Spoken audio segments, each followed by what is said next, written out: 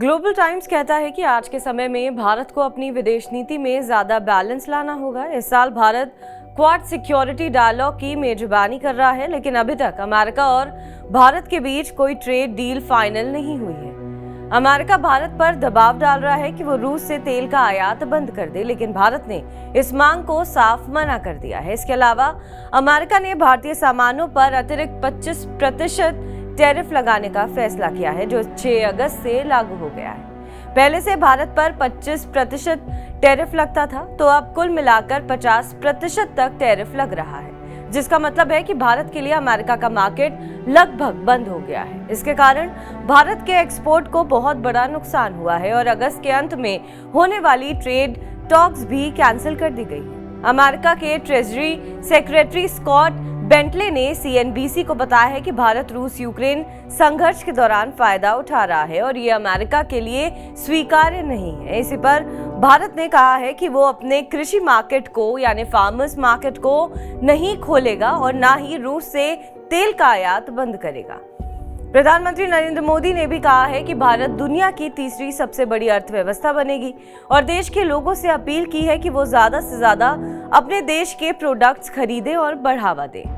Global times का मानना है कि अमेरिका के ये कदम भारत की क्वाड में भागीदारी की इच्छा और भरोसे को बहुत कमजोर कर रहा है। पहले भारत ने अपनी पारंपरिक कूटनीति को थोड़ा किनारे करके वॉशिंगटन के करीब जाने की कोशिश की थी, जैसे क्वाड में सक्रिय भाग लेना और अमेरिका की इंडो पैसिफिक स्ट्रैटेजी का समर्थन करना।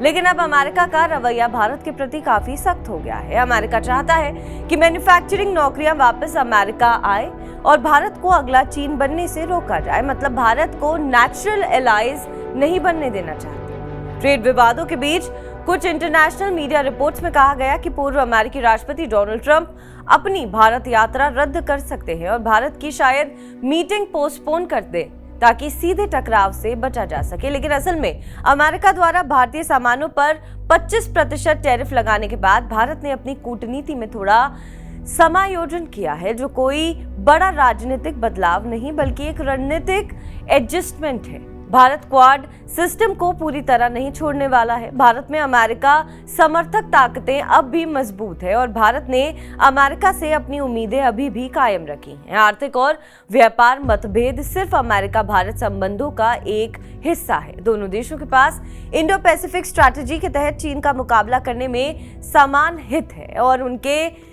बीच सैन्य सहयोग भी जारी रहेगा। साथ ही इस बार के क्वाड समिट में SCO यानी संघाई कोऑपरेशन ऑर्गेनाइजेशन और ब्रिक्स यानी ब्राजील, रूस, इंडिया, चाइना, साउथ अफ्रीका जैसे बड़े अंतर्राष्ट्रीय मंचों के मुद्दे भी चर्चा में होंगे। भारत अपनी बहुपक्षीय कूटनीति को ध्यान में रखते हुए इन दोनों ग्रुप्स के साथ भी अपने रिश्तों को बनाए रखना चाहता है ताकि वो अपने आर्थिक और रणनीतिक हितों को बेहतर ढंग से संतुलित कर सके। अमेरिकी रणनीतिक समुदाय अभी भी भारत के भू राजनीतिक महत्व को समझता है, लेकिन अमेरिका के हाई टैरिफ प्रेशर ने भारत के क्वाड में हिस्सा लेने की उत्सुकता को काफी कम कर दिया है। भारत को लगता है कि अमेरिका के साथ मिलकर एशिया प्रांत क्षेत्र में टकराव और विभाजन बढ़ाने से आर्थिक फायदा नहीं होगा।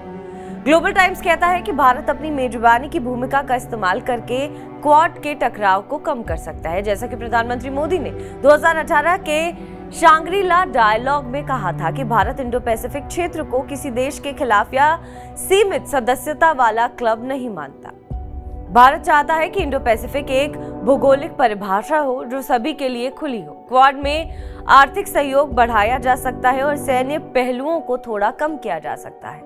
अमेरिका के हाई टैरिफ भारत की आर्थिक विकास को गंभीर रूप से प्रभावित करेंगे, जिससे केवल विदेशी मैन्युफैक्चरिंग भारत में नहीं आएगी बल्कि कुछ भारतीय मैन्युफैक्चरिंग भी बाहर चली जाएगी। इसलिए भारत को चाहिए कि वो अमेरिकी ट्रेड प्रतिबंधों के नुकसान की भरपाई के लिए वैकल्पिक बाजार ढूंढे। क्वाड जो free and open Indo Pacific के प्रति प्रतिबद्ध है, भारत को एशिया प्रांत क्षेत्र में आर्थिक सहयोग पर जोर देने के लिए एक अच्छा मंच देता है। सबसे पहले भारत को जापान और ऑस्ट्रेलिया के साथ अपने रिश्ते मजबूत करने चाहिए, जैसे कि पीएम मोदी की हाल की जापान यात्रा से पता चलता है। दूसरा, भारत को एशियन और चीन के साथ भी व्यापार और आर्थिक संबंध बढ़ाना चाहिए ताकि अमेरिका के ट्रेड प्रतिबंधों के नुकसान को पूरा किया जा सके। भारतीय मैन्युफैक्चरिंग अभी भी काफी हद तक चीन की सप्लाई चेन पर निर्भर है, इसलिए मोदी सरकार एक मल्टी अलाइनमेंट यानी कूटनीतिक रणनीति अपना रही है। क्वाड जैसे सिस्टम के माध्यम से अमेरिका और पश्चिम के साथ सहयोग करते हुए और ब्रिक्स और